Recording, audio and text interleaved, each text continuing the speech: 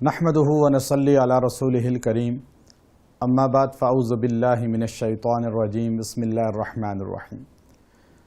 بہت سے لوگ یہ سوچتے ہیں، ان کے ذہن میں ہوتا ہے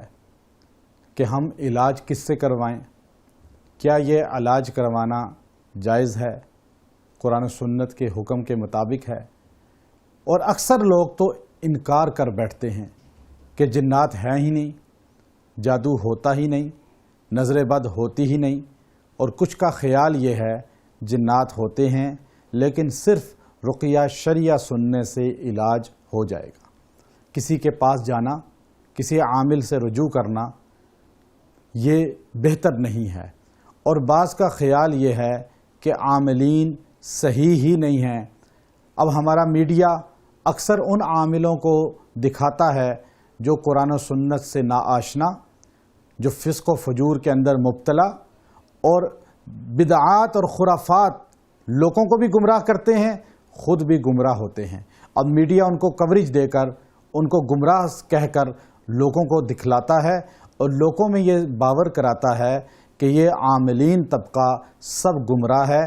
اور یہ لوگوں کو گمراہ کرتا ہے، حالانکہ ایسا نہیں۔ بہت سے ڈاکٹرز بھی ایسے ہیں جو غلط میڈیسن دیتے ہیں، فاسق اور فاجر ہیں، لوگوں کا عقیدہ بھی خراب کرتے ہیں، لوگوں سے پیسے بھی لوٹتے ہیں اور لوگوں کو گمراہ بھی کرتے ہیں، اور لوگوں کو چھوٹے مرض سے ہٹا کر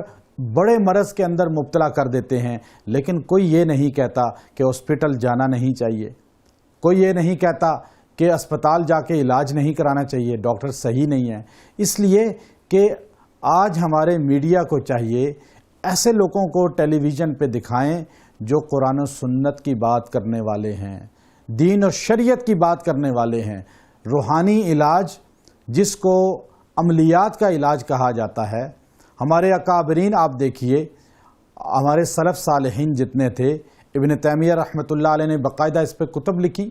ابن قیم رحمۃ اللہ علیہ کی بے شمار کتب ہیں، امام غزالی رحمۃ اللہ علیہ کی بے شمار کتب ہیں، آپ دیکھیے امام سیوطی رحمۃ اللہ علیہ کی کتب ہیں، ابن عربی رحمۃ اللہ علیہ کی کتب ہیں، ابن ابی دنیا رحمۃ اللہ علیہ کی کتب ہیں، شیخ عبد القادر جیلانی رحمۃ اللہ علیہ کی وظائف اور عملیات پہ کتب ہیں، اور اسی طرح آپ دیکھیے ہمارے مولانا اشرف علی تھانوی رحمۃ اللہ علیہ کی کتب ہیں، مولانا انور شاہ رحمۃ اللہ علیہ محدث نے ان پر کتب لکھی ہے، اور اسی طرح ہمارے قریب کے علماء نے بھی وظائف پر، عملیات پر بہت کام کیا،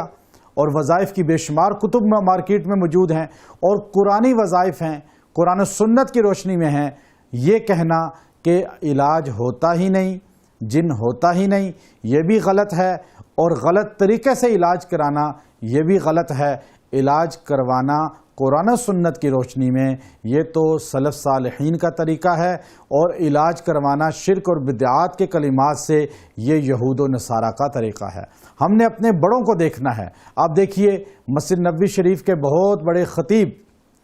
سعودی عرب مسجد نبوی کے خطیب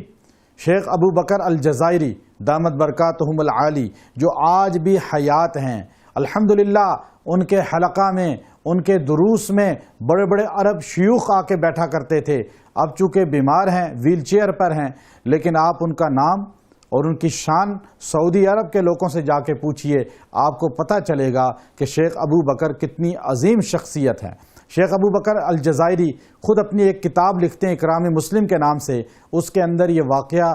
رقم فرماتے ہیں کہ میری بیٹی آج سے کئی سال پہلے میں اپنے گھر میں تھا، وہ کہنے لگے میں اپنے گھر میں تھا، میری بیٹی لکڑیاں لینے کے لیے چھت پر گئی، تو وہاں سے اس نے لکڑیوں کو اکٹھا کیا اور اوپر سے نیچے پھینک دیا صحن میں۔ ہم انتظار کرنے لگے کہ یہ نیچے آئے گی تو لکڑیاں جلائے گی، کافی دیر گزر گئی، وہ نیچے نہیں آئی۔ جب وہ نیچے نہیں آئی تو ہم اوپر گئے تو ہم نے دیکھا کہ وہ گری ہوئی ہے اور اس کے منہ سے جھاگ نکل رہی ہے، تو ہم سمجھ گئے اس پہ جن کا حملہ ہوا۔ تو میں نے کچھ پڑھنا شروع کیا، جب میں نے کچھ تلاوت کی تو وہ ایک دم جن حاضر ہو گیا اور وہ جن بولنا شروع ہو گیا۔ اس جن نے کہا کہ میں یہاں پر کھڑا تھا، میرے بچے نیچے کھیل رہے تھے،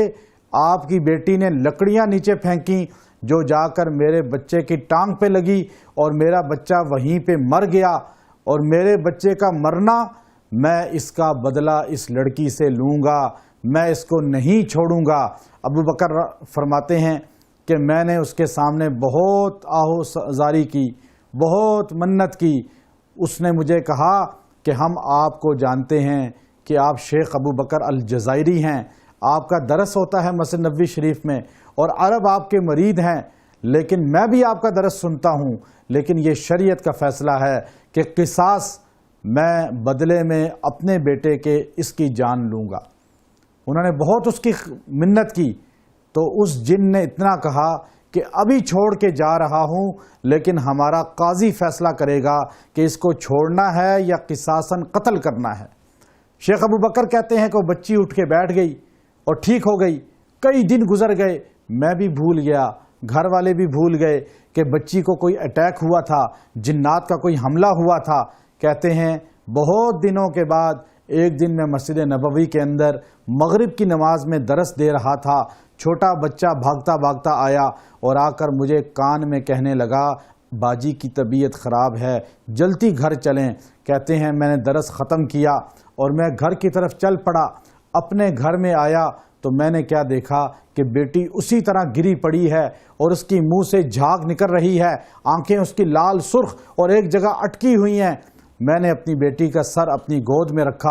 اور میں نے اس کے سامنے تلاوت شروع کر دی، اور میں نے جب تلاوت شروع کی تو اس کے اندر جن حاضر ہو گیا اور اس جن نے جو ہے بولنا شروع کر دیا۔ میں نے اس کو کہا کہ تو نے وعدہ کیا تھا کہ میں جا رہا ہوں، پھر تو نہیں گیا۔ تو وہ جن کہنے لگا میں نے وعدہ کیا تھا، ابھی جا رہا ہوں۔ ہمارے قاضی نے فیصلہ کر دیا ہے کہ میرے بیٹے کے قصاص میں اس بچی کو قتل کیا جائے گا۔ شیخ ابو بکر کہتے ہیں میں نے بہت ان کی منت کی، میں نے ان کے سامنے آنکھوں سے آنسو بہائے، میں نے ان کو مسجد نبوی کے درس کا واسطہ دیا، لیکن انہوں نے کہا کہ ہم قصاصاً اس کی جان لیں گے۔